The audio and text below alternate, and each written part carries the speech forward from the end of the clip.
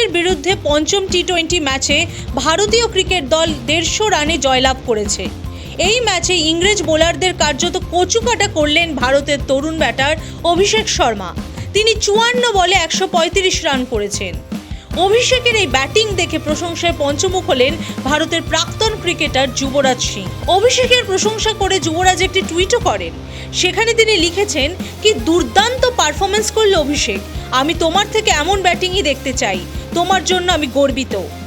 এই ম্যাচে অভিষেক 37 বলে 100 রান করেছেন। আন্তর্জাতিক টি20 ক্রিকেটে দ্রুততম 100 রানের তালিকায় তিনি 3 নম্বরে ছিলেন। পাশাপাশি একটি টি20 ম্যাচে সর্বাধিক ছক্কা হাঁকানোর পরিসংখ্যানে তিনি শীর্ষস্থান দখল করেছেন। Bureau report, the wall.